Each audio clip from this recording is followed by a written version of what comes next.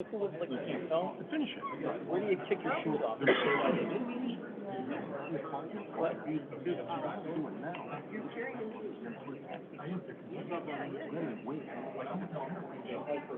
Yeah, right. Yeah. Gotcha. With the time being 7 o'clock on November 8th, I'd like to call the Planning and Development Committee to order. Can I please have a roll call? Silicata? Here. Sala? Here. Daylight here? Here. Bongard? Here. Bancroft? Here. Lencioni? Yes, ma'am. Yeah. Trilla?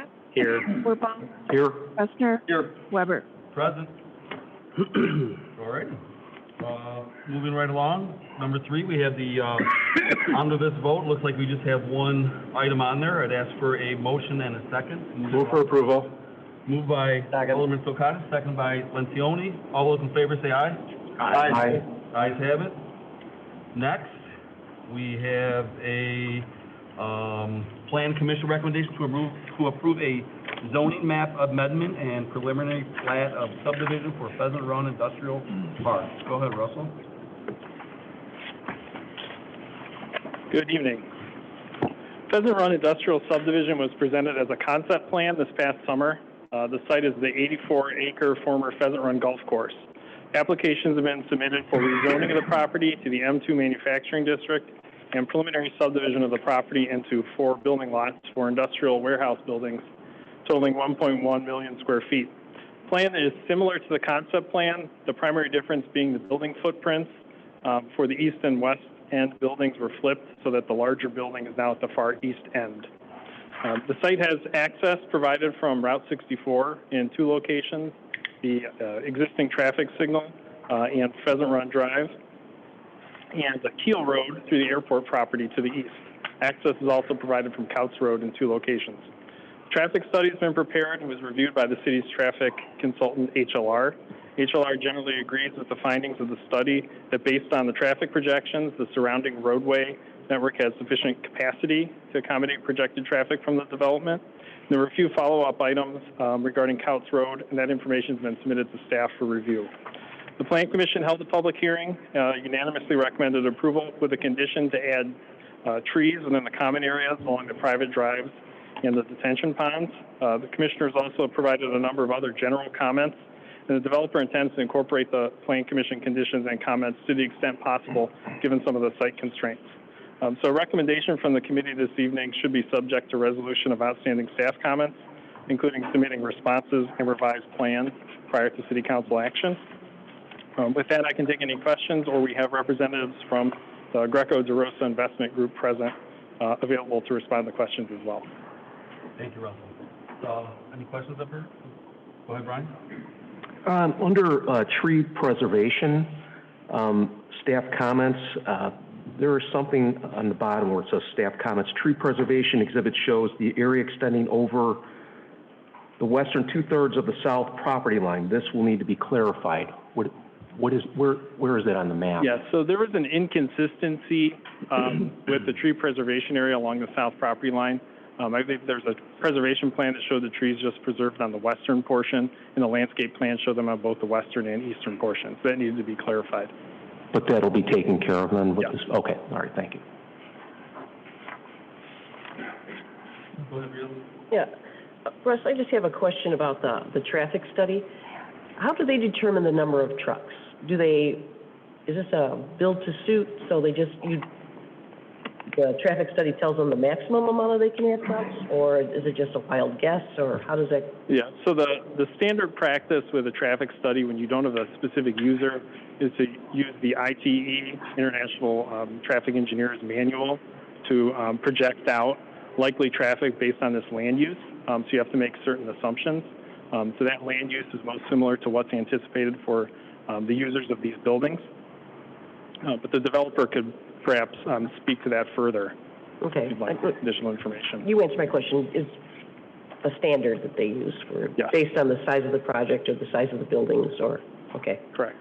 Because you don't know the use, correct? I mean, so we don't. Correct. We don't know the specific users who would be occupying these buildings. Now their businesses would be operated. Is there any sort of pushback then if whatever the user is uses more trucks than is in the traffic study, or?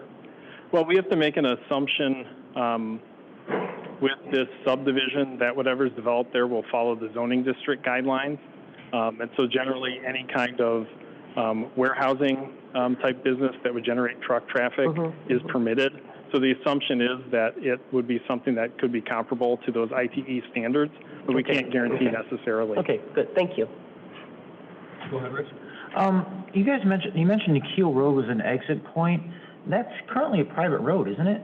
Owned by DuPage Airport? Correct. Our understanding from the developer is that they are in discussions with the DuPage Airport Authority to be provided access to Keel Road that would allow traffic to exit on Keel Road to Route 64. So they would need to provide evidence of ownership or easement documented at the time the final plat of subdivision is recorded, that access point is available to serve the property because it's assumed to be part of the access system within the traffic study. Go ahead, Mr. Sokata. Going off of Alderperson Leitner about the truck traffic, so in theory, all this could be developed as a truck docks, all of it could be, in theory, correct? Correct. So therefore, that traffic study then wouldn't be appropriate. My concern is that's going to put a lot more wear and tear on the roads. So how would we compensate for that down the road? Because we're going to base, all of our engineering, I think, is based on mostly car traffic. So if it's all trucks, that will change how the roads function. Yes, so there's an assumed portion of the traffic being generated that is truck traffic, and an assumed portion that's vehicle, car traffic that would be employees, that would be a portion of that projection. And so we don't know necessarily what that breakdown would be. Exactly. No, I agree, and I understand you can't predict it, but my problem is we're saying we don't need any additional work or improvements to Couse Road, but if more truck traffic, well, that could make that necessary. And that's something that we're not thinking about now, but I'm just speculating is all I'm doing. I'm saying, how would we then, if we had all this truck traffic, that would put more wear and tear on Couse Road. So ultimately, it'd be the taxpayers to fix the road because we didn't know exactly how many trucks would be on there. Yeah, there's always a risk that we're assuming when we project out traffic in a traffic study that we're using the best assumptions that we can based on industry standards. We can't guarantee necessarily that the traffic that's generated by those individual users will match that, maybe more, maybe less, but they're assumed industry standards. Thank you. Has there been any discussions about Couse getting expanded or them doing anything with it down the road? So some of the information that we requested as a supplement to the traffic study was to understand the ability to accommodate left turn lanes into the site and restriping of the medians that exist there today. And so we have some information on that there's additional capacity that could be added to the intersections by modifying those turn lanes. But there's not a plan to expand Couse Road along this frontage any further. There's a reference in the materials to a separate project further to the south that would be a widening of a section of Couse Road right now that's not constructed for truck traffic, and that would enable truck traffic to reach Route 38 with a industrial collector level of improvement to the street, but there's no other expansions for this section that are planned. Any other questions or comments? Seeing none, I'm looking for a motion and a second to approve the zoning map amendment and with taking into consideration the Plan Commission recommendations as well as resolution of staff's comments. Bancroft moves. Bancroft moves, seconded by? Second. Seconded by Mrs. Payleitner. Can we please have a roll call? Petrilla, Yes. Wirball, Yes. Fessner, Yes. Kulturitis, Yes. Fala, Yes. Payleitner, Yes. Baumgart, Yes. Bancroft, Yes. Lencioni. Yes. Mr. Chairman, can I just ask real quick? Yes. As a follow-up to that, Russ, as I read through the notes about the Plan Commission meeting, there were a number of citizens, I guess, that, or neighbors, or no? Was there? No, I think there was just one Okay. resident who commented, Okay. not a neighbor Okay, thank you. in this one. So that motion Carried, thank you very much. Next, we have we're going to look at the special use for worship for the Emmanuel Minmar Church. Rachel's going to present that. Good evening. Special use has been filed by Emmanuel Minmar Church to establish a place of worship at 1713 Howard Street. The applicant has provided a listing on anticipated activities at the church, and most will occur during the weekends. No changes to the exterior of the building are being proposed, but they are going to restripe the parking lot to accommodate the 27 parking spaces required for a congregation of 80 people. They currently have a congregation of 60, but we're requesting the additional spaces in case they plan to expand in the future. The Plan Commission held a public hearing on November 2nd and voted unanimously to recommend approval of the special use subject to the following conditions. The maximum number of people at any given church service shall not exceed 80. A hammerhead be placed on the end of the east parking lot to provide a better maneuvering space, so this general area right here, to access the proposed new parking stalls, and the parking lot receives a seal coat prior to restriping, and then resolution of all staff comments, including increasing the aisle width for the new parking spaces to meet the code requirement of 24 spaces, which again would be in this general area right here. The applicant has requested a temporary approval for not more than 60 people just due to the weather and the ability to reseal, restripe, and create a hammerhead for the parking lot with a lot of the concrete plants closing. They would like to move in with their current occupation and then plan for that increased 80 people in the spring when the plants reopen. So with that, I'll turn it over with any questions. So has the petitioner agreed to, or not necessarily the petitioner, whoever the property owner is, to listen to what the Planning Commission has recommended? Has there been any issues with that? No, they have agreed in writing to those conditions. They're just asking for a temporary approval now to do those conditions in the spring when the plants reopen. Okay. I know there was quite a few residents here when it was discussed, but it seems like as long as the recommendations that the Planning Commission gave are followed, it seems like the residents that was sufficient for them. Do we have any questions or comments up here from the council? Go ahead, David. Just out of curiosity, the maximum rule, how exactly do we enforce that? I mean, honor system, or is Alan going out there on Sunday or something? Or yeah, so it's kind of like all of our zoning compliance. We rely on essentially complaints from the neighbors stating, that there seems to be an increase in parking on the street or something like that.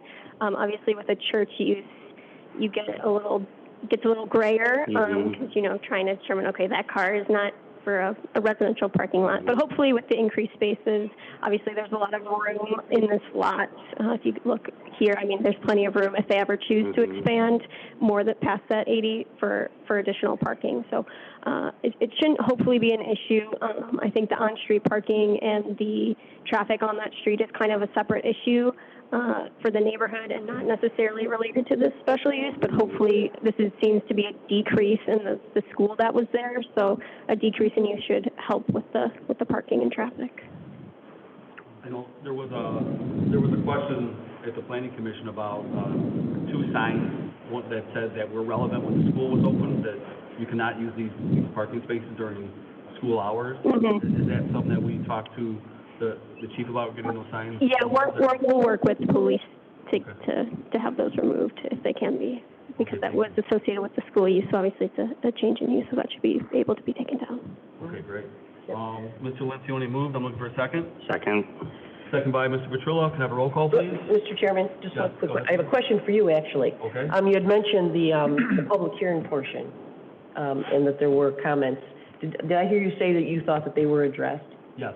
Okay, because it's too early for us to have the minutes, so I just wanted to know. Thank you. And I could, the residents that were all there are not here tonight for the most part, and I've had conversations with all of them that were here, so I do know that they were fine with everything here. So. Thank you. All right, can I please have a roll call on that?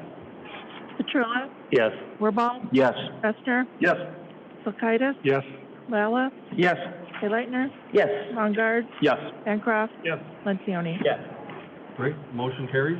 Moving right along to a revised PUD for First Street Building number 3. So Thomas Russo, on behalf of Sterling Bank, has filed an application for a PUD preliminary plan for the 3rd, 4th, and 5th floors of the Sterling Bank portion of Building 3. So the proposed change for the 5th floor is to turn it into a whole residential unit, and then they're also requesting for the 3rd and 4th floor to be marketed as either residential or office use. They're currently only marketing for office use, and they're having a hard time filling those spaces, obviously, with the pandemic and everything going on. Office use isn't what it used to be. But as part of the 5th floor residential unit, the applicant is proposing to construct a rooftop deck with a pergola and new stair enclosure to reach the roof. And 2 parking garage spaces will also be transferred to the 5th floor unit, but any 3rd and 4th floor units would have to park in the overnight parking city lots. The Historic Commission reviewed the proposal for the exterior deck and stair enclosure on October 6th and voted unanimously to recommend approval, stating that creating more residential units will increase the pedestrian traffic to support the First Street redevelopment in downtown historic district. The Plan Commission reviewed the plans on October 19th, and while there was discussion about parking, this building is not required to have on-site parking for these residential units, so they are permitted to park in off-site city lots. The Commission voted 7-0 to recommend approval, subject to resolution of outstanding staff comments. So with that, I can turn it over for any questions. Questions? Go ahead, Rita.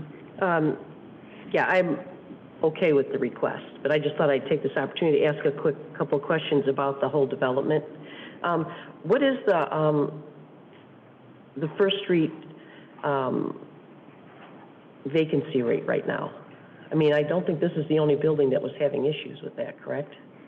Yes, I believe the first floor was having some issues because they came for the bank, the first floor uses request. I believe that the other buildings have residential units on the 3rd and 4th floors of their building, and they are, I believe, full. You can correct me if I'm wrong. And the other uses have offices on the 2nd floor, but I believe that those units have been filled as well. Yeah, I don't have specific data to share, but just speculative. it seems like most of the other office spaces in the buildings are occupied. I guess I'm more thinking about the residential pieces, yeah. Yeah, there's still residential units that are for sale in building number 2. The Alta Brewing Building, the more recently constructed one, a number of those are not finished out. Okay. But I believe all of the residential units in this building that are to the north of the portion that Sterling Bank owns have been finished out and are occupied. Okay, thank you. And Rachel, are the other 2, because it's going to have 3, right, levels, and they're only the top one right now they have a buyer for, right? Correct. Now, the other 2 will be office or residential? Yeah, so they're just requesting for the opportunity to market either office or residential. So there's not a guarantee that either the 3rd or 4th floor will have a residential unit, and I don't think that they're necessarily clear on if the whole floor is going to be residential or just pieces of it, but they just want to keep their options open. Okay, thank you. Go ahead, Mr. Socado. Thank you. I'm okay with this project, with the request. I just, and I just want to make a point that since they're not required to have parking, we have to provide parking. So again, we need to always keep this in mind about parking in downtown St. Charles. We keep adding these residential, which is great, but we still got to have a place to park. So that's something that I just want to make sure that we are aware of on the council, what our job is. I was going to say, considering the mixed-use nature of this project and the way that we're taking a look at residential downtown, I actually think this is a terrific use. I actually think it's fine. You know, we're all going to take a look at everything that goes with it, but it seems totally in the character of what we're doing down there. So I think it's a fine conversion. And if I didn't just speak, I would move approval. Mr. Patrol, have a question? Yeah, really quick. Yeah, I'm fine with it too. I think it's fine for that use, just like Paul had mentioned. But hypothetically, I think I might have asked you earlier, if you could refresh my memory at some time, if somebody does purchase this or want to move in residentially, can they request or can they purchase a parking space from the public Is that even doable within the PUD? No, so the public parking that exists there was mostly funded in part through TIF financing. Those spaces need to remain publicly owned. They can't be reserved for any private use. There's potential that if someone did want to find private parking, they could purchase it from or rent it from one of the other residences in the building who has extra parking available.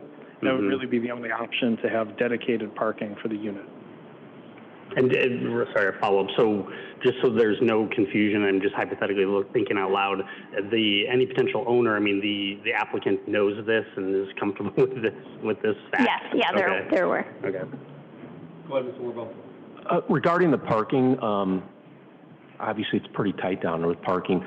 So somebody, let's say they convert floors number 3 and 4 to condos or whatever, and they park in the public, can they park longer than 24 hours a day in a public space, or how does that work? It depends on the space. The parking deck that's adjacent to this building, it has timed parking during a period during the day. So in theory, you could park there overnight, but you couldn't exceed the time limit during the day. We do have downtown parking lots that are available for 24-hour parking, like the larger First Street parking deck and some other locations. But you couldn't park for an extended period in the parking deck that's right adjacent to this building, just overnight. Okay, thank you. So I did have a motion by Lencioni. I'm looking for a second now. Second. Seconded by Brian Wirball. Roll call, please. Petrillo? Yes. Wirball? Yes. Lester? Yes. Kulkaitis? Yes. Sala? Yes. Leitner? Yes. Bongard? Abstain. Motion carries. Oh, Next I'm- up, Just so you know, yes. can I vote? Not Paul. What's with the third word? I say yes, too. Hey, just Bancroft, yes. I have 2 more to go. Oh, We Motion had Bancroft carries. and Paul, Lencioni, and yes as well. Lencioni. All right. Are we good on that? We have one abstain, Yes. anyone else? Yes, okay. Thank you. All right, now we're looking for an update on the Crystal Loft project. We got one more. There's another Pardon me? PUD. We have one more. I'm sorry. Yeah. The building number 2, the PUD minor change, I'm sorry. Not done with me quite yet. Just one more. Bear with me. Elevation drawings for building number 2 and the First Street redevelopment PUD were approved in 2017. The exterior of the building is essentially been completed. However, the originally proposed pergola structure on the 5th floor balcony has the post, but it doesn't have the top beams or the rafters installed yet. Bob Rasmussen has filed a minor change to PUD application proposing to replace the top of that pergola structure with a roof structure and then have retractable screens that can go up and down by remote control. The system is similar to the one on the corner of the Sterling Bank building, if you're familiar with that. The Historic Commission reviewed the proposed plans for certificate of appropriateness approval, and they unanimously approved the COA with the condition that the roofs be extended further to this, to be in line with this architectural element of the building. So just kind of the roof part will extend a little further, but the screens will remain the same. And with that, I'll turn it over for any questions. Questions or comments on that? So this is replacing wood with metal and it's going to change? Yeah, so exactly. They're going to put a solid roof on the top and then have the retractable screens. So obviously, winter they'll probably be, up, but for the summer when the bugs are bad, they'll probably be down on that element. Looking for. Hang on a sec.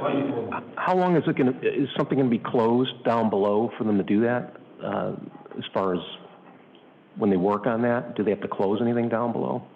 I don't believe so. I think it should be able to do it with minimal impact to the First Street. Okay. Ultimately. All right. Thank you. All right, looking for a motion and a second on that? So moved by? So move. Second. Ed Bester, seconded by Wirball. Roll call, please. Petrillo? Yes. Wirball? Yes. Lester? Yes. Kulkaitis? Yes. Sala? Yes. Leitner? Yes. Bongard? Abstain. Bancroft? Yes. Lencioni. Yes. Motion carries. Next, we have an update regarding the Crystal Loft. Russell. Yes. So in October, we presented information that a building permit had been issued for the property, that the project schedule identified construction activity to begin on October 25th. As you may be aware, no activity has taken place, so a notice of violation was issued on October 26th. That notice has a compliance deadline of November 9th. We do not expect the work to be underway at that point, so we'll proceed with issuing a summons for administrative adjudication. And the case will be scheduled at the next available date, which is December 2nd.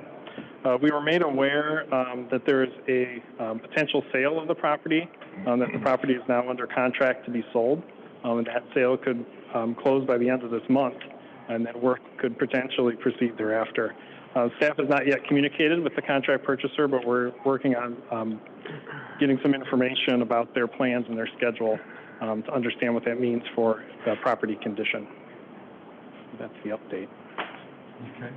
I know that Mr. Cook had some questions. He Yeah, I have a- earlier with me, so go ahead. First off, thank you for the detail. I do appreciate that. Thank you.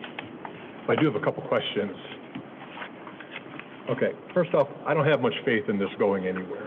Okay, my opinion, no one else's. That being said, okay, it says that if they sell the property, is the building permit still valid or not?